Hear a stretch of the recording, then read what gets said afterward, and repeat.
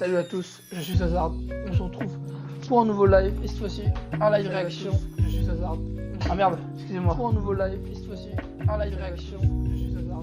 Ah merde, excusez-moi. J'ai laissé le Twitch allumé. C'est une vidéo réaction sur la nouvelle vidéo de Feldup qui vient de sortir. Les 6 Lost médias perturbants qui ont été retrouvés, partie 1 sur 3. Findings numéro 95. Bien sûr, je vais vous demander d'aller vous abonner à la chaîne de Feldup. Merci beaucoup. De vous abonner à ma chaîne YouTube, Twitch, TikTok et Instagram pour suivre mes aventures ou ce que je fais un peu. Évidemment, je vous dis bon visionnage et tout le reste, vous connaissez quoi. Donc on s'installe, on se pose, on chill. Parce que j'ai mon sandwich et j'ai faim et c'est parti. Excusez-moi, je mets juste ça, hop.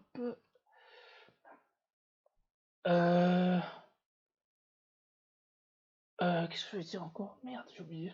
Bon, tant pis. Ok, on va regarder directement, hein. On perd pas de temps. C'est parti, mes enfants. Avant de commencer cette vidéo, j'aimerais annoncer que je serai en concert le 8 avril à Épinal à la Souris Verte et le 22 avril au Petit Bain à Paris. Les liens pour prendre vos places sont dans la description.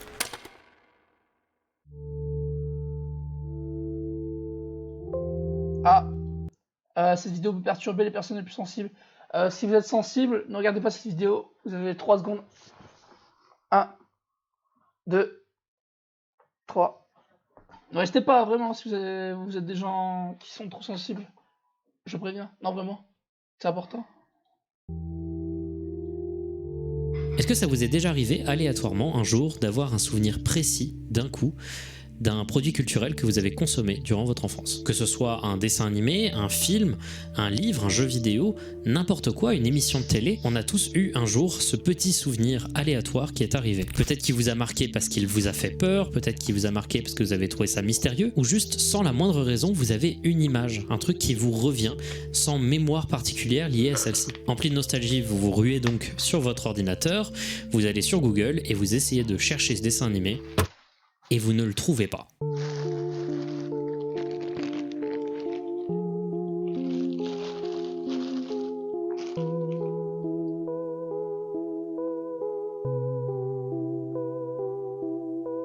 Vous demandez à des gens autour de vous, certains voient de quoi vous voulez parler, d'autres pas du tout, et aucun n'arrive à le retrouver. Et bien cette expérience, c'est un des trucs qu'on voit le plus sur des forums orientés sur la nostalgie depuis les débuts d'Internet. Si en général ces efforts collectifs pour retrouver ces souvenirs d'enfance arrivent en effet à retrouver des archives, ce n'est pas toujours le cas. Et dans ce cas-là, on parle du cas de Lost Media, un sujet dont j'ai déjà parlé pas mal sur ma chaîne. Les Lost Media, ou médias disparus ou médias perdus, c'est toute cette catégorie de l'espace culturel qui a disparu complètement sans le moindre archivage et qui est activement recherché par des communautés sur internet, dont la très célèbre communauté du Lost Media Wiki. Les Lost Media, ça a commencé à devenir une sorte de mode autour des années 2019-2020, lorsque des chaînes comme Blame It on Rory et All Things Lost ont commencé à marcher et que le Lost Media Wiki a commencé à avoir une base d'utilisateurs assez élevée. On parle ici de centaines voire de milliers de personnes qui d'un coup se réunissent ensemble et se disent hey, on va retrouver cet événement culturel, on va retrouver cette émission de télé perdue. Et ce qui est fou, c'est qu'en général, ils y arrivent avec certaines des méthodes les plus absurdes de l'histoire. Mais l'univers de Lost Media, ce n'est pas toujours très joyeux. Parfois, on tombe sur des sujets qui sont plus sombres, plus mystérieux, voire même véritablement terrifiants. Dans cette vidéo, qui va très probablement être découpée en 3, on va se pencher sur plusieurs cas de Lost Media que je trouve intéressants, mystérieux ou terrifiants, que ce soit dans le contenu du Lost Media ou bien dans les efforts de recherche qui ont été amenés pour espérer pouvoir le retrouver. Et en l'occurrence, cette première partie de vidéo mettra plus en avant les capacités de recherche du Lost Media Wiki et des communautés qui gravitent autour, car on va se pencher ici sur des cas de Lost Media qui ont été retrouvés récemment ou pas. Chacun ont été retrouvés avec des méthodes de recherche que je trouve hyper intéressantes, ou alors il s'agit de Lost Media qui, dans leur nature, sont hyper intéressants. Vous allez voir, ça va être surprenant. Sur ce, sans plus attendre, laissez-moi vous plonger à l'intérieur de l'univers des Lost Media avec ma vidéo la plus extensive sur le sujet et certains des cas les plus fascinants que j'ai pu traiter sur ma chaîne.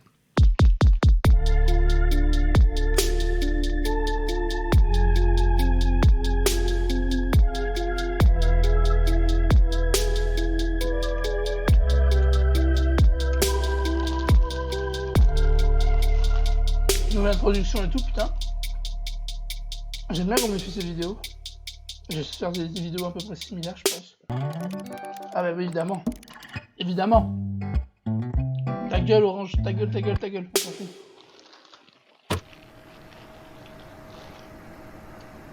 Sesame Street 847.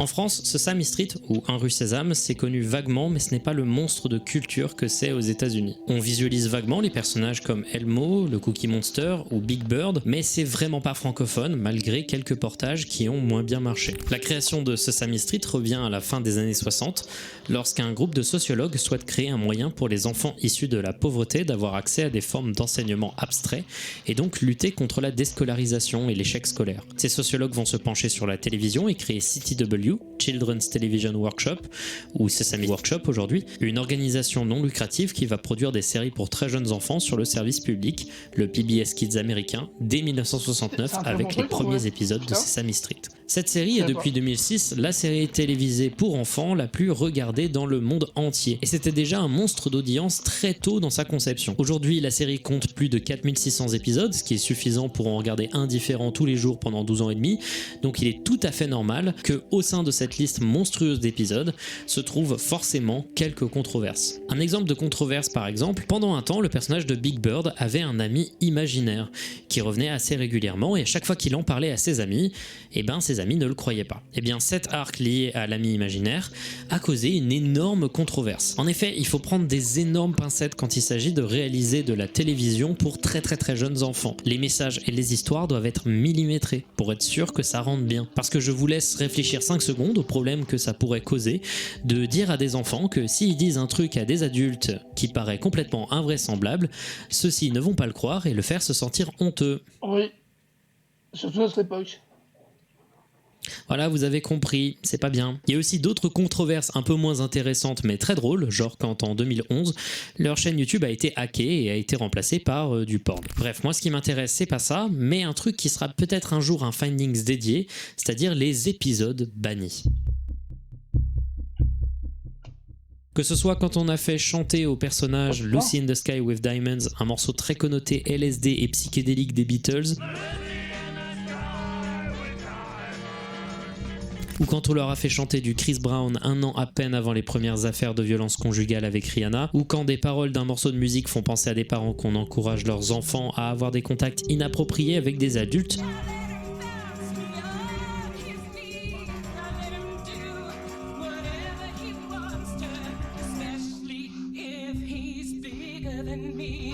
ou alors quand on parle de divorce, on trouve plus d'une dizaine de segments qui ont été coupés. D'ailleurs le truc avec le divorce etc, c'est un lost media en soi, mais celui-là on a beaucoup moins d'espoir de pouvoir le trouver. Comme dit précédemment, c'est une émission d'éveil pour des enfants qui sont avant la primaire. C'est véritablement un truc qui doit être extrêmement réglementé. Et c'est là qu'on arrive au cas très connu de l'épisode 847. Ce truc-là, pendant des années, ça a été le Graal des lost media. Tout le monde voulait se l'emparer. 10 février 1976, ce jour-là va être diffusé le nouvel épisode de Sesame Street pour la première fois, et celui-ci contient un caméo d'un des personnages les plus iconiques d'un des films les plus iconiques de l'histoire américaine. La méchante sorcière de l'Ouest, du Magicien d'Oz. Dans ce film de 1939 qui est très connu, la sorcière est jouée par Margaret Hamilton, une actrice véritablement hyper intéressante. Je vous invite à vous intéresser à sa vie, elle est trop cool cette meuf. Et son jeu d'acteur de la sorcière est un des trucs les plus mémorables du film. Faire un caméo d'un personnage aussi important de l'histoire américaine avec la même actrice qui l'avait joué dans le film 30 ans après, à la télévision, dans une émission télé pour enfants, ce serait hyper méta pour l'époque, pour les enfants. L'épisode devait, selon des articles de journaux de l'époque, traiter du sujet de la peur, du contrôle de celle-ci et du fait de créer des plans et des méthodes pour résoudre des problèmes. Le scénario était simple, la sorcière fait tomber son balai du ciel et est ramassée par le personnage de David. David refuse de lui rendre le balai et la sorcière répond en le menaçant de transformer le personnage de Big Bird en plumeau et d'autres châtiments. Donc l'épisode est diffusé ce 10 février 1976 et ce sera la seule fois qu'il sera diffusé à la télévision. Parce qu'il va provoquer un énorme tollé. Des tonnes de lettres seront envoyées à la CTW. Mes 2 enfants, 3 ans et presque 5 ans, l'ont trouvée tout simplement effrayante et nous avons dû éteindre le poste alors qu'il était en train de pleurer. Ensuite, hier soir, ils se sont tous réveillés en pleurant, avec des cauchemars à propos de la sorcière méchante de Sesame Street. La sorcière qui visite vos programmes terrifie vraiment ma fille. Ce personnage en particulier a déjà été critiqué par 3 autres parents. Je pense que la sorcière était peut-être un peu trop pour les enfants en bas âge. Comment leur expliquer qu'elle n'est pas réelle ? Je n'aime pas la sorcière qui est dans Sesame Street. Ne la mettez plus s'il vous plaît, j'ai peur de elle. Hilary, 3 ans et demi. Il y a également eu d'autres réactions, toujours négatives, mais qui cette fois-ci étaient peut-être un peu plus américaines. J'ai remarqué récemment que vos programmes parlent beaucoup de sorcières, de boules de cristal, etc. La raison pour laquelle cela m'inquiète, c'est que les sorcières ne sont pas de la fiction, mais elles existent dans le satanisme et le culte de Satan. Bref, vous comprenez, l'émission venait de recevoir l'une des réactions négatives les plus agressives qu'ils avaient reçues depuis le début de l'émission. Et comme ça a été créé par des sociologues, premier réflexe, faire une étude. C'est simple, ils vont sélectionner 26 enfants, leur faire regarder en groupe l'épisode et mesurer leur réaction ensuite. La conclusion de toute la controverse et de cette étude, l'épisode est banni et on n'en reparle plus jamais. Et lentement, c'est devenu une légende urbaine.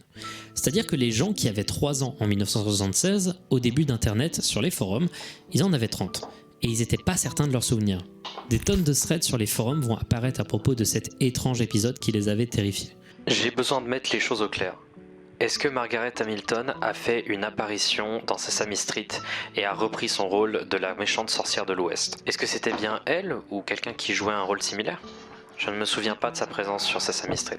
Ce qui n'était à l'époque que des légendes urbaines a été confirmé quand il y a des articles de presse de l'époque évoquant cet épisode qui ont été retrouvés. Mais c'est simple, aucune trace de l'épisode en question, étant donné qu'à l'époque, rien ou presque rien ne permettait d'enregistrer une émission de télévision, encore moins une émission pour les enfants. En tout cas, quand on était un simple spectateur, c'était simplement impossible. Des recherches furent effectuées notamment par des gens assez déter sur le Muppet Central Forum, qui parle de toutes les émissions utilisant donc des poupées de type Muppet. Le premier réflexe des utilisateurs du Muppet Central Forum sera de se poser la question de pourquoi il a vraiment été banni. Est-ce que c'était un problème de copyright ou est-ce que c'était bien parce qu'il était trop terrifiant ? En effet, à l'époque, il y avait beaucoup moins d'infos et notamment...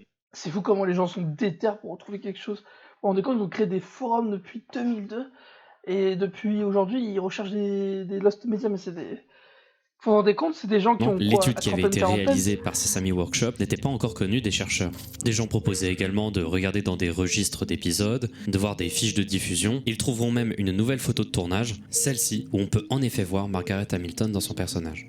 Au cours de 3 longues années, il y aura beaucoup de messages qui vont être postés, des tonnes de mails qui seront envoyés à Sesame Workshop, et même 2 voyages de l'instigateur des recherches en 2018 et en 2019 de l'utilisateur Gravy aux archives de la CTW, où il scannera minutieusement les nombreuses lettres qui ont été reçues au sujet de l'épisode 847. Néanmoins, toujours pas de traces de l'épisode en lui-même. En février 2019, le boom des lost media commence à arriver et une nouvelle va tout changer. L'archive américaine de diffusion publique va s'associer avec Sesame Workshop pour archiver près de 4500 épisodes de la série et les rendre disponibles. Mais il y avait un petit problème, c'est que ce ne serait disponible que sur place dans les locaux de la bibliothèque du Congrès américain. Aussi, on ne savait pas si l'épisode 847 allait être inclus.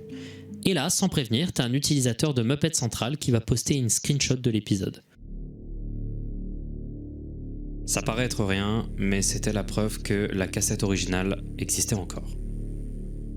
Tout le monde était hypé, on ne savait pas exactement d'où elle venait, mais il semblait que c'était lié avec donc l'archive américaine. Alors que tout le monde était hypé, on commençait enfin à avoir des informations hyper importantes et on savait que l'épisode allait être inclus dans les archives.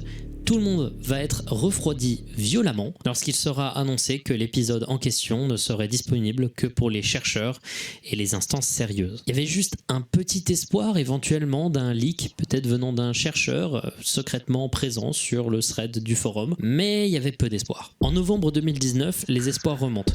Des parties de l'épisode vont être éventuellement projetées dans le cadre d'un événement Lost and Found extrêmement secret sur les vieux épisodes de la série. Le truc, c'est que c'est pas l'épisode entier, c'est seulement des parties et que le moindre enregistrement est strictement interdit. L'événement est également très select, peu d'espoir de pouvoir le voir. Mais à partir de ce moment-là, l'histoire elle va se compliquer. Parce qu'il va se passer des séries d'événements très mystérieuses dont aujourd'hui on n'a pas encore la réponse. il existe un wiki Muppet dédié à la série qui parle d'un peu tout ce qui est lié à la série et de tous les épisodes. Et sur ce wiki, il y avait évidemment un article dédié à l'épisode. Et juste après l'event de novembre et la projection de quelques parties de celui-ci, il y a eu une réécriture du scénario de l'épisode expliquant son histoire avec des screenshots. Alors oui, il y a eu des leaks de la projection qui a été réalisée en novembre 2019. Mais ces leaks étaient véritablement dégueux. Ils n'ont été vus que par quelques dizaines de personnes à l'époque, parce qu'ils étaient très secrets pour des raisons de copyright. Également, ce n'étaient que des parties de l'épisode. Or, sur le wiki, les screenshots étaient d'une excellente qualité et montraient des parties qui n'avaient jamais été projetées depuis février 1976. Quelqu'un aurait eu donc accès, en secret, à des masters de l'épisode. Mais alors qui les a trouvés? On n'a toujours pas de réponse à cette question. Mais encore plus fou, en 2021, t'as un communiqué qui est diffusé par l'archiveur qui dit que leur base de données liée à Sesame Street a subi des leaks importants. Et en 2022, un random utilisateur de Reddit crée un compte du nom de Sarsaparilla 170 qui complètement aléatoirement poste l'intégralité de l'épisode avec un lien méga vers l'épisode entier. Putain, what? Waouh, les mecs c'était tarés, ils sont allés s'infiltrer pour récupérer un dossier qui était sans pression. Et le truc qui est encore plus fou avec tout ça, c'est que personne ne sait qui est ce mec. Personne n'a la moindre information. Et les seuls... Non, à mon avis, c'est un ancien producteur, un ancien caméraman qui avait les anciens footage. Et à mon avis, le gars, pour être populaire, il a fait ça. Il rendrait les choses plus mystérieuses. Ou alors, il y a un taré qui a créé toute une organisation juste pour récupérer un épisode. Putain, c'est fou quand même. Réponse qu'il a pu donner, c'est dans une petite interview sur une vidéo dédiée de la chaîne Blame It on Roray, que je vous invite à regarder. Et tout ce que Roray dira sur cette interaction, c'est qu'il a posté l'épisode un peu dans l'urgence pour mettre un terme aux recherches. Mais alors du coup, s'il a eu les informations avec un piratage, ce qui n'est même pas certain, le piratage c'était 8 mois avant. Donc pourquoi c'est dans l'urgence qu'il l'a posté ? Aujourd'hui, le mystère autour de ce gars et du leak de l'épisode est complètement entier et constitue un mystère à part entière que je trouve personnellement fascinant.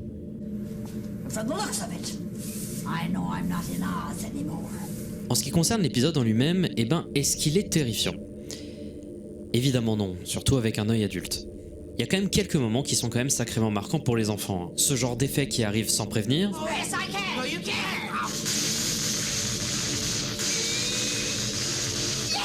Ou encore le ton en général de la sorcière qui est assez agressif. Mais pour une personne qui n'est pas un enfant, comme vous et moi, c'est tout simplement un plaisir monumental de regarder cette pièce de l'histoire, surtout quand, comme moi, on adore Margaret Hamilton.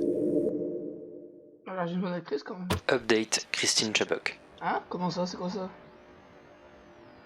On avait déjà parlé du cas de Christine Chubbuck dans une précédente vidéo sur les Lost Media. Si j'en reparle ici, c'est qu'il y a eu du nouveau. Pour ceux qui ne connaissaient pas, je vous invite à regarder la vidéo en question. Ah oui, si. J'y vais plus en détail. Mais brièvement, il s'agissait d'une journaliste télé sur une chaîne locale pas mal regardée autour des années 70. Elle est devenue mondialement célèbre pour être à l'origine de la première finition de sa propre vie en direct de l'histoire de la télévision. Ça s'est passé durant les news du matin de son émission Suncoast Digest. Cet événement a été évidemment choquant et même si on sait qu'il en existe des copies, aujourd'hui c'est complètement perdu et ces copies ont été confisquées. C'est simple, dans les années 70, c'était vraiment pas courant de faire des enregistrements de télévision, surtout pour des vieux journaux télévisés le matin bizarre. Sur une chaîne locale. La seule... Vous imaginez quand même, il fallait une sacrée... Fallait quand même avoir, comment dirais-je, du matos déjà à l'époque. Et en plus, le mec s'amuse à enregistrer, mais enfin, je veux dire, c'est spécial quand même de faire ça, non ? Je sais pas. À l'époque, les gens étaient vraiment space. Organisation Je veux dire, dans le sens où, en gros, il y avait des gens, ils avaient pas de truc pour comment dirais-je ? On pouvait pas enregistrer plus facilement avant, et du coup, ceux qui avaient des enregistrements, c'est que vraiment, les gars-là, ils étaient... pouvaient posséder un enregistrement, c'était la chaîne elle-même. Et jusqu'à très récemment, c'était ce qu'on appelait un withheld lost media, c'est-à-dire un lost media confisqué par une organisation ou entreprise, car trop choquant ou juste contre ses intérêts. En l'occurrence ici, après l'acte, la cassette serait retombée dans les mains de Greg Chubbuck, le frère de Christine Chubbuck, et celui-ci l'aurait confié à un cabinet d'avocats qui aujourd'hui garderait la cassette entière pour lui-même. Gardez de côté ces deux informations parce qu'elles vont être plutôt intéressantes et plutôt importantes pour la suite. Ils ont diffusé quand Au même. milieu de nulle part, en 2021, quelques temps seulement après l'upload de ma deuxième vidéo sur les Lost Media, t'as un youtubeur du nom de Atalist qui a reçu de la part d'un anonyme privé l'audio complet de cette tentative. De base, il ne voulait pas partager le moindre extrait de la cassette, par respect pour Greg Chubbuck, qui ne voulait absolument pas que cet enregistrement arrive dans le public. Mais au fur et à mesure du temps, le gars, il a commencé à briser sa propre règle constamment. D'abord, en février, il a commencé à envoyer des extraits de l'enregistrement avant le moment clé, c'est-à-dire les quelques news qui ont été prononcées par Christine, et alors que les gens commençaient à se poser la question de savoir si ce serait moral d'avoir l'enregistrement complet, même si c'était un audio, il a posté l'intégralité de l'enregistrement. Quoi? In keeping with the WXLT practice of presenting the most immediate and complete reports of local blood and guts news, TV40 presents what is believed to be a television first. Oh putain, un salaud. Au début, ça Ah non, là, paraissait c'est vraiment dégueulasse. trop peu crédible. Il y avait eu énormément de recréations de cet Non. événement sur internet. Et à chaque fois que quelqu'un disait avoir trouvé l'enregistrement original, c'était en réalité un hoax pour l'attention. Puis quand les gens ont écouté cet enregistrement, ils se sont rendus compte que la voix était exactement celle de Christine Chubbuck. The end of the line of Sarasota County, which Northport is. What are the needs? Enforcement officers from both Sarasota and Manatee counties. Last week, teenage gunmen held up. Le débat sur la question a été extrêmement houleux. C'est simple, beaucoup de gens critiquaient Atalist d'avoir fait tout ça uniquement pour devenir connu à partir d'événements extrêmement graves. Celui-ci a d'ailleurs supprimé l'intégralité de ses comptes après ça, tellement il se sentait mal. Surtout que des gens commençaient à lui dire qu'ils avaient contacté des proches de Christine Chubbuck pour lui dire ce qu'il avait fait et que ceux-ci étaient extrêmement énervés et souhaitaient prendre des actions légales. Apparemment, de ce que j'ai compris, ces claims d'action légale et de contact des proches de Christine semblent être des choses complètement fausses. Également, pour couper court rapidement à un mystère, la raison pour laquelle Atalist a changé autant d'avis sur si oui ou non il devait poster l'intégralité de la cassette et qu'il a décidé de finalement le faire, c'est évidemment parce que c'est émotionnellement très difficile de posséder de telles informations tout seul et de ne pas savoir qu'en faire. Il y a des tonnes de personnes qui il y vont a te une critiquer si tu le pression. sors, des tonnes de personnes qui vont... Vous savez, quand c'est quelque chose de trop lourd à supporter, vous êtes obligé de l'exprimer, même si c'est pas bien ou bien. Enfin, on dirait, de ce que je comprends. Moi, ça m'est jamais arrivé, mais on dirait que pour lui. Putain. critiquer si tu ne le sors Attends, pas. Et visiblement, selon des témoignages, la meilleure chose qu'il s'est senti de faire, c'était bien de sortir une version de l'enregistrement avant de rapidement l'effacer, afin d'alléger le poids que pour lui ça pouvait représenter. Évidemment, il ne s'agit que de séries de bruits de couloir, et la décision finale peut être largement critiquée, mais il me semblait quand même important de le préciser. Et aujourd'hui, les gens sont sûrs à environ 95% que cet audio est réel. Mais d'où vient-il ? En fait, il y a une théorie qui est assez généralement considérée comme la plus probable que j'ai trouvée sur un thread dédié à ce cas sur le Lost Media Wiki Forum. À la fin du clip, juste après le coup de feu, on entend une voix dire « Waouh ». A television first. In living color, exclusive coverage. Waouh. Comme si elle était choquée, mais genre choquée non pas d'un truc qui vient de se passer sur un plateau, plus choquée en écoutant un enregistrement qui a été réalisé. Comme s'il s'agissait d'un enregistrement joué devant plusieurs personnes. Le waouh qu'on entend sonne... On dirait les avocats, ils ont visionné cette vidéo, et t'as un des avocats qui a trahi les autres avocats, qui a récupéré ce Lost Media, qui l'a foutu sur internet, et qui l'a diffusé devant tout le monde. Ou alors c'est l'un des fils du mec qui était l'avocat à cette époque-là. C'est un truc de fou quand même. Vous vous rendez tellement compte plus proche de l'enregistreur et d'une meilleure qualité. Vraiment, on entend l'enregistrement d'un enregistrement en Ouais, réalité. voilà, Et c'est surtout,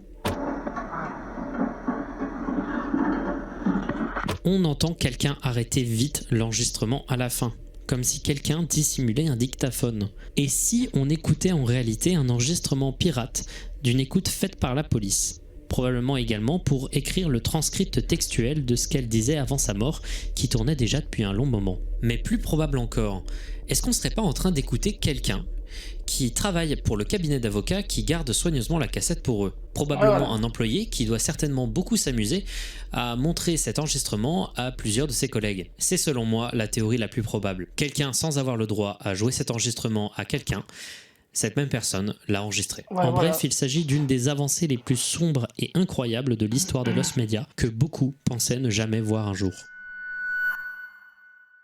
Putain, c'est fou quand même. Godspeed you Black Emperor, all lights on the REM rolling. What? Godspeed You Oh putain. Je m'en fous. Le Banshee, ta gueule. La ferme. Black Emperor, c'est un groupe canadien et québécois de post-rock que personnellement j'adore viscéralement. Ils se sont formés en 1994 à Montréal et sont responsables de certains de mes albums instrumentaux préférés, dont notamment le dark et déprimant A-Sharp F-Sharp Infinity et aussi le légendaire Lift Your Skinny Fists Like Antennas to Ça paye Heaven. ton Un jour ambiance. posez-vous pendant Les une joueurs. après-midi si vous êtes déter et jouez l'intégralité de l'album du début à la fin sans pause en regardant le plafond en dormant. C'est franchement des expériences assez inoubliables. Mais quand le groupe s'est créé en 1994, une autre légende du Lost Media s'est créée. Leur premier vrai album ne serait pas le génial A-Sharp F-Sharp Infinity, mais bien une cassette beaucoup plus primitive qui n'a été créée qu'en 33 exemplaires, c'est extrêmement peu, le très étrangement désigné All Lights on the REM Rolling. C'était une époque où le groupe avait un autre son, plus hardcore et plus punk et moins sophistiqué.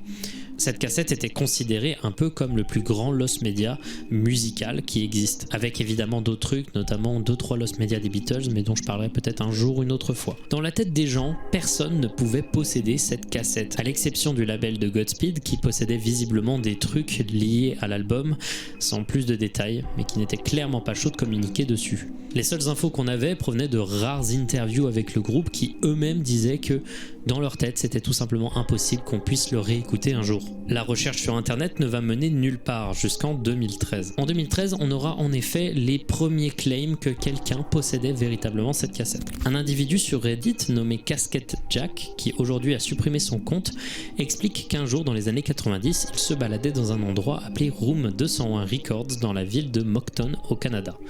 Il adorait acheter des démos de groupes locaux de nouveaux endroits qu'il visitait, et à un moment, t'as un mec qui lui a dit « Hey, prends cette cassette, écoute, c'est trop bien ce groupe. » Il va prendre la cassette, il va la ramener chez lui et l'écouter, et trouver ça vraiment pas fou. Bref, il va la mettre dans un sac et ne plus y penser pendant un long moment. Et il va la retrouver quand il fera du ménage en 2013. Il va chercher sur Google et tomber sur le cul. Il a en main une légende de la musique. Il se décide de poser la question sur le subreddit musique et poste des photos sur Imgur de la cassette.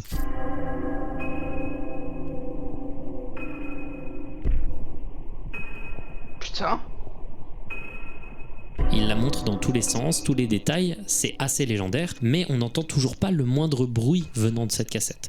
Les gens veulent des extraits. À ce moment-là, il va mettre 2 petits morceaux parmi les 27 de la cassette, et après, silence radio.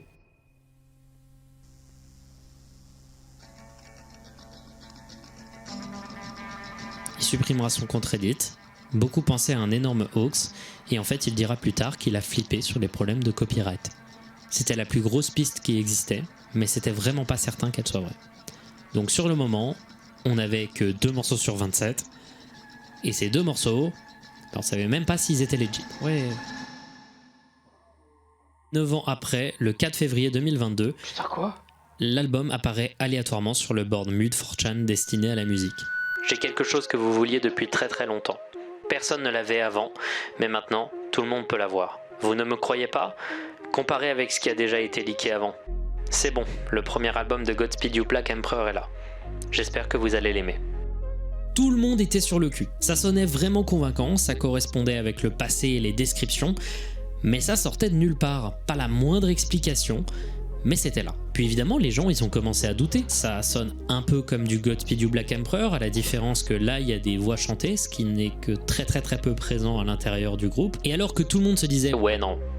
En vrai, c'est un hoax. » Le groupe a sorti l'album sur Bandcamp. Bah. What? D'accord.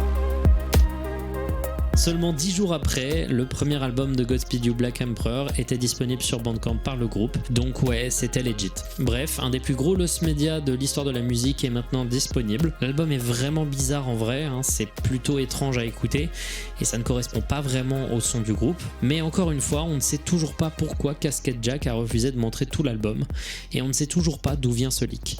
Ça, c'est un mystère qui restera, je pense, à jamais un mystère. Putain. Toy Box Killer Tape. Oh non. Déjà quand il y a le mot killer, Ok, c'est pas bon. celui-là, il est vraiment hardcore. Donc désolé d'avance, ça va devenir assez violent dans les... Alors les gens, si c'est hardcore, barrez-vous. Comme il a dit, ça peut être sensible. Et vu déjà comment ça s'appelle Killer Tape. Voilà, vous avez compris, tueur visionnage, un truc comme ça. prochaines minutes. Si vous regardez pas une vidéo Lost Media pour ce genre de sujet, je vous invite à aller à ce timecode, c'est la fin de cette portion de la vidéo. Mais là, on va parler d'un sujet parmi les plus sordides que j'ai jamais traité. David Parker Ray est un des individus les plus dégueulasses que la planète ait pu porter. Oh Il est né non. le 6 novembre 1939 dans le Nouveau-Mexique et J'espère que c'est pas l'espèce de connard de tueur en série qui a enfermé sa fille et puis qui a fait des enfants avec. Oh, pitié, non. il a été élevé avec sa sœur par son grand-père, bien que son père alcoolique et violent les visitait régulièrement. Celui-ci lui a donné notamment des magazines de pornographie sadomasochiste ultra-violents qui vont rapidement lui mettre des images dans la tête. David était extrêmement timide auprès des femmes et il n'était vraiment pas très bon élève, préférant boire et se défoncer. Il finira par rejoindre l'armée avant de partir pour devenir mécanicien. Il se mariera plusieurs fois, à chaque fois ça finira en divorce, mais il aura en tout cas 2 enfants, dont une certaine Jessie Ray. Puis au milieu de tous ces événements, vraiment on ne sait pas exactement quand, Non. il s'est mis à faire des trucs absolument abominables. D'abord, il va acheter un camion et il va dépenser des centaines de milliers de dollars de l'époque afin de l'insonoriser et de mettre des tonnes et des tonnes d'objets de torture physique et sexuelle. Il va appeler ce camion sa boîte à jouets, Putain. sa Toy Box. Il va en tout kidnapper plus de 60 femmes différentes à l'aide de Ça plusieurs chien. complices, dont ses copines de l'époque et sa fille. Oui, sa fille. Sa fille était un complice. Ses femmes étaient ses complices. Certains de ses potes étaient ses complices. Bref, vous allez comprendre que ça va devenir très très sale, très très vite. Ces femmes qu'il va kidnapper, il va les enfermer pendant plusieurs jours, semaines, mois et apparemment, selon ses propres dires, mais on n'est pas sûr, plusieurs années. Je ne vais pas aller trop en détail sur les crimes en particulier de Parker Ray. C'est certains des trucs les plus horribles qu'on puisse trouver. Ce mec Ça était une chien. énorme merde et on parle de certains des actes les plus extrêmes qu'on puisse infliger à des gens. Excusez-moi, mais ça existe encore le métier de tortionnaire parce que je suis désolé pour des gens comme ça, moi il n'y a aucun souci de devenir tortionnaire. Ces gens-là ne méritent que la souffrance. Non, Je te jure. parlons de son arrestation. Le 19 mars 1999, une jeune femme de 22 ans, Cynthia Vigil, travailleuse du sexe, était sur un parking de la ville Non. d'Albuquerque en train de chercher des clients quand un policier sous couverture l'arrête pour sollicitation au travail du sexe. Il la met dans sa voiture et se met à conduire. Cet homme, et vous vous y attendiez, Oh putain, c'est lui. c'était David Parker Ray. Il l'amène ainsi à sa toy box et l'enchaîne à la table centrale. 3 jours passeront de torture, de violence ultra extrême que je ne détaillerai pas car c'est vraiment sordide. Puis le 3e jour, alors que David était au travail, Cynthia Vigil s'est rendu compte que Cindy Andy, la copine et complice de David à l'époque, avait laissé les clés des chaînes de Cynthia sur une petite table proche d'elle. Cynthia arrivera après de nombreuses contorsions à saisir ses clés et à se libérer. Cindy le remarquera assez vite et se mettra à pourchasser Cynthia, qui arrivera à se défendre en la poignardant avec un pic à glace avant de partir le plus vite possible. Cynthia s'en ira nue et ne portant qu'un collier d'esclave et toquera à la porte la plus proche qui l'accueillera et appellera la police. Ray et Andy, qui étaient encore vivantes visiblement, seront arrêtés automatiquement et ainsi commença l'enquête. La quantité de victimes de David Parker Ray ne peut être que estimée. On sait que c'est au moins plus de 60, mais seulement 3 personnes ont été retrouvées, car elles ont survécu en étant droguées pour ne pas s'en souvenir. Par exemple, la photo que vous voyez actuellement est une photo qui a été retrouvée dans les affaires de David Parker Ray. Beaucoup d'enquêteurs pensent que cette femme serait une de ses victimes, mais encore aujourd'hui, celle-ci reste non identifiée. Au début de l'enquête, la Toy Box sera examinée par les chercheurs. Le dispositif sera ausculté, il y avait une table de gynécologue au centre avec de nombreux outils d'immobilisation et de torture et un miroir au plafond pour que la victime se voie lorsqu'on la torture. Mais aussi on a trouvé des cassettes. Une cassette audio et une cassette Non, datant de 3 ans non, auparavant en 1996. La police jouera la cassette Non, et verra une non, vidéo d'une femme terrifiée, torturée et vous comprenez. Non, Cette non. femme restera non identifiée jusqu'à ce qu'on trouve Kelly Garrett, une ancienne amie de la fille de Parker Ray, qui a été droguée par celui-ci après une engueulade avec son mari et qui a été placée dans la toy box après coup et sera ensuite abandonnée sur une route après s'être fait trancher la gorge. Elle survivra à cette attaque, rentrera et personne ne la croira. Ni son mari, ni la police. Et son mari la quittera carrément car il pensait qu'elle l'avait trompé ce soir-là. Je vous dis tout ça pour que vous vous rendiez compte qu'il y a des gens derrière les crimes, hein, qu'on soit clair. Et ces victimes derrière ces crimes, souvent c'est des gens qui n'ont jamais pu s'en remettre concrètement. Cynthia Vejol aujourd'hui encore est SDF et vit de motel en motel avec ses enfants. Un d'eux s'est d'ailleurs fait buter et l'autre est arrêté pour suspicion de meurtre. Oh, Bref, putain, on est en mais face what? de gens qui ont vu l'intégralité de leur vie être démolie par quelqu'un qui n'a même pas eu à souffrir tant que ça, étant donné que David Parker Ray est mort quelques mois après avoir reçu sa peine, quelques temps à peine avant qu'il fasse un énième interrogatoire qui aurait peut-être permis d'identifier plus de victimes. Sa mort est arrivée tellement tôt qu'aujourd'hui on ne sait même pas qui ont été l'intégralité de ses complices, complices parmi lesquels beaucoup de théories disent qu'il y aurait eu des policiers, des proches à lui, Oh non. des gens de pouvoir. Bref. Cette histoire sordide, j'en parle déjà car il y a un Lost Media, mais on y viendra, mais aussi car le FBI a dit que plus on en parlait, plus les gens s'en souvenaient, et plus ça générait des pistes pour trouver des restes humains. En effet, on n'a jamais retrouvé un seul cadavre, malgré le fait qu'on sache les endroits exacts où il lâchait ses victimes, mais visiblement ça ne suffit pas. Maintenant, dans toute cette horreur, où se trouve le Lost Media ? Eh bien, souvenez-vous quand j'ai parlé des 2 cassettes dans la Toy Box. Il y avait parmi elles donc la cassette vidéo que évidemment personne ne veut voir et qui doit être détruite le plus vite possible. Pitié qu'on ne la retrouve Oui, jamais. j'avoue. Jamais. Mais également, Non. il y avait une cassette audio. Oh. Et ça aussi, c'est une part de son histoire. Cette cassette audio contient un discours tenu par David Parker Ray lui-même, qu'il jouait à ses victimes dès qu'elles arrivaient dans sa remorque. Et celle-ci expliquait très précisément ce qui allait leur arriver, et ce qui est dit dans cette cassette est abominable. Il n'y a pas qu'une seule cassette normalement, de ce que j'ai compris il en existe beaucoup. Mais ce qui est recherché en particulier c'est évidemment la première cassette, celle qui est jouée en premier dès que vous arrivez dans la Toy Box. Depuis très longtemps on a accès sur internet à des retranscriptions de ce qui est exactement dit dedans, mais l'enregistrement lui-même, personne ne savait si on allait pouvoir y avoir accès. Mais aussi, il y avait beaucoup de gens qui ne voulaient pas que ce soit trouvé tout connement. Bah, c'est le ouais. débat interne le plus régulier au sein des communautés Bah ouais, c'est cherchant des logique, Lost Media. c'est horrible. À quel moment on s'arrête pour se dire qu'un truc ne doit pas être trouvé ? Par Bah, exemple, la cassette vidéo, techniquement, c'est un Lost Media, mais en soi, personne ne veut que ce soit jamais accessible. Faut être une très mauvaise personne pour vouloir vraiment voir ça. Par contre, la cassette audio, c'est plus divisé. Certains pensent que ça ne sert à rien, mais d'autres se disent que c'est important à archiver. Et ben t'as un gars l'année dernière qui s'est imposé pour mettre fin au questionnement sur le sujet définitivement. Il s'agit de Joseph Pasteris, connu sous le nom de Tom Servo sur le Lost Media Wiki, qui, le 6 octobre 2022, s'est dit qu'il allait se mettre à la recherche de l'un des Lost Media les plus demandés et connus de l'histoire. Il a réussi à trouver l'enregistrement entier. Comment il a fait pour retrouver ce Lost Media extrêmement recherché, vous allez me demander ? Eh bien, il a fait ce que personne n'avait osé faire auparavant. Il a demandé à la Demandez. police. Oui, il a juste envoyé une lettre à la police de l'État du Nouveau-Mexique demandant une copie digitalisée de la cassette. Et 2 semaines après, il l'a reçue. Quoi ? L'enregistrement entier de la vraie cassette jouée par David Parker Ray à ses victimes terrorisées. Okay, we both know what you've been brought here for.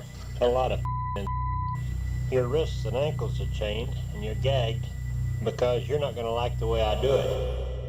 Cet enregistrement est abominable. Je déteste tout ce qu'il signifie, je déteste tout ce qu'il veut dire, tout ce qu'il t'inquiète pas, représente. t'es pas le Et ce seul. qui m'énerve le plus, c'est Ça le calme chien. total dans la voix de Ray. Ça chien. Cet homme peut être n'importe qui, et il a détruit tellement de femmes et de familles qui ne sauront probablement jamais qu'il en était responsable. Connard. Il existe d'autres Enculé de parties et ta d'autres race. cassettes, PD. comme je vous l'avais dit auparavant, Pardon. qui en tout font plus d'1 heure d'instruction. Faut pas s'énerver. Mais je pense qu'il faut s'arrêter à celle-ci, et laisser cette personne, ainsi que ses complices tous libres aujourd'hui, pourrir, en espérant qu'on les oublie à jamais. Short subject. Pour les Ok. 2 derniers sujets de cette vidéo, comme vous pouvez le voir, je tourne un autre jour. Vous pouvez le voir, hein, ma barbe vraiment dégueulasse. Mais également, il y a une ambiance plus sombre et T'inquiète, j'ai pas pas le seul. vraiment de texte très construit. Parce que j'ai envie de vous raconter ces histoires comme moi je les ai entendues la première fois. Si jusqu'à maintenant je me suis penché sur des Lost Media qui ont été retrouvés après des efforts de recherche plus ou moins importants, ici j'aimerais parler d'un autre type de Lost Media, ceux qui sont trouvés par hasard. Oh, ceux-là, non. je les trouve vraiment fascinants. Ouais. Entre 1967 et 1969, on n'est pas trop sûr, il y a un court-métrage du nom de Short Subject, aussi connu sous le nom de Mickey Mouse au Vietnam, qui a été créé par un gars qui s'appelle Whitney Lee Savage. C'est également le père d'un des créateurs de Mythbusters, donc c'est quand même assez cool. Et ça a été également co-créé avec un artiste du nom de Milton Glaser. Ce court-métrage, c'est vraiment un court-métrage. Ça dure pas plus d'1 minute. C'est très simple, c'est une petite animation muette qui avait pour objectif d'être diffusée pendant des festivals de cinéma indépendant, et qui, en l'occurrence, a eu un léger succès. En effet, il y avait un côté assez impactant de faire une version bootleg de Mickey Mouse qui soit assez crédible et qui dénonce d'une manière très frontale et très directe les dégâts que ça peut causer la guerre au Vietnam à l'époque aux États-Unis. Le short a reçu plusieurs distinctions, dont un prix au International Short Film Festival à Oberhausen en Allemagne, mais dès les années 70, il va un peu disparaître. Ça va devenir une sorte de pièce de l'histoire, un des témoins de la communication artistique autour de la guerre du Vietnam à l'époque, mais c'était un peu tout. Et ça va être tellement tout qu'il va disparaître. C'était pas un complet Lost Media, c'était un withheld Lost Media. On savait qu'il y avait quelques organisations qui possédaient d'obscures copies ici et là, qui de temps en temps faisaient résurgence durant des festivals, mais ces copies n'étaient accessibles que à des organisations dites crédibles, des cérémonies, des producteurs, etc., etc. Et évidemment, ça coûtait une blinde. L'objectif des gens qui cherchaient ce short, c'était de faire ressortir une copie qui puisse être accessible à tout le monde. Et on va faire les choses très très simples. En avril 2013, t'as un YouTuber qui, au pif, va poster l'intégralité du short sur YouTube. Oh putain. La seule chose qui manquait, c'était la BO originale qui a été remplacée par du System of a Down dans la vidéo. Mais ce YouTuber, du nom de Baddiggins, avait réussi d'une manière mystérieuse à retrouver une copie de la cassette. Mais du coup, où est-ce qu'il l'a trouvée ? Et c'est là que je trouve ça vraiment vraiment fou. Quand on a contacté Abad Higgins, il a expliqué qu'il l'avait retrouvé à l'intérieur d'un bac à déchets d'une obscure université américaine. S'il ne l'avait pas trouvé au moment où il l'avait trouvé, et qu'il n'avait pas eu le réflexe de juste prendre la cassette avec lui, une des seules copies disponibles au public aurait probablement disparu.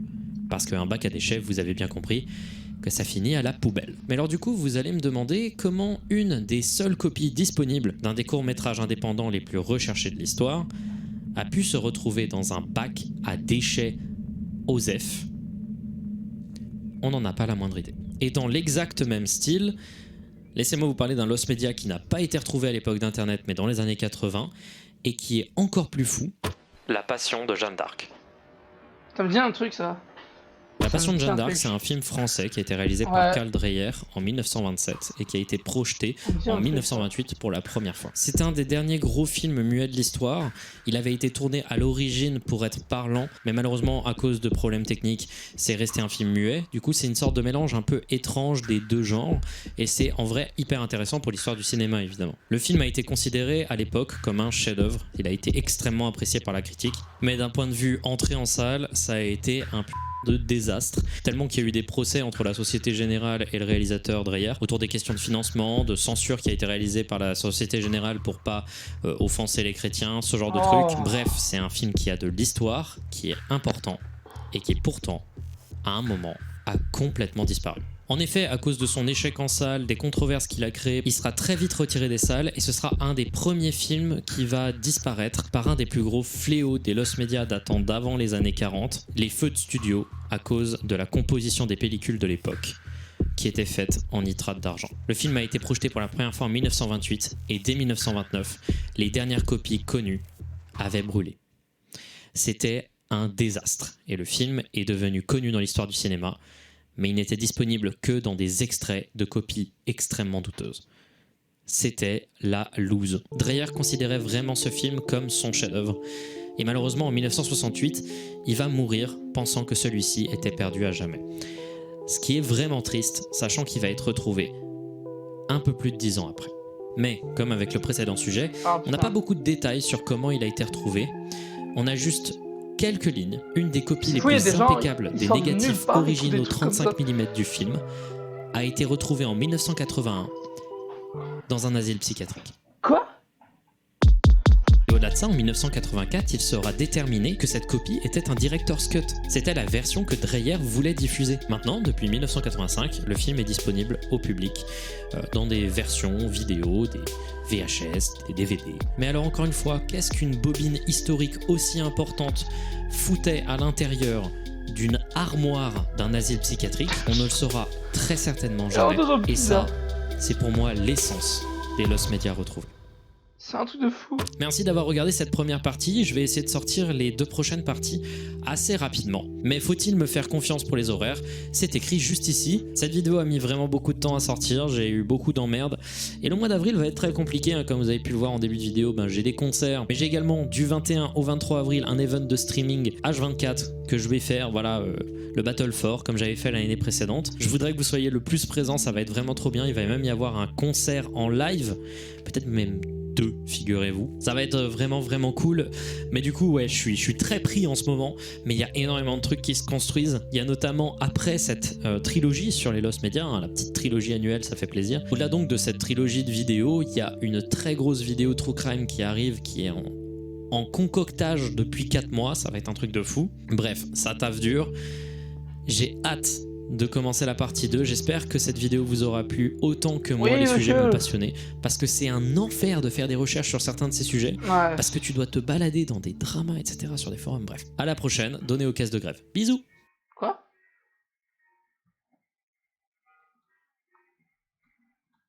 Putain, c'était une bonne vidéo. Putain, what? Oh là là, comment il fait pour écouter des trucs comme ça, Feldup? Moi j'aurais mal à la tête à un moment. Bah écoutez, c'était sympa. Allez-vous, comme j'avais dit au début, allez vous abonner à sa chaîne. Voilà, Feldup. N'hésitez pas à vous abonner, à me suivre sur les réseaux sociaux. C'était Hazard, on se retrouve pour le prochain live. Je vous dis salut, c'était Hazard.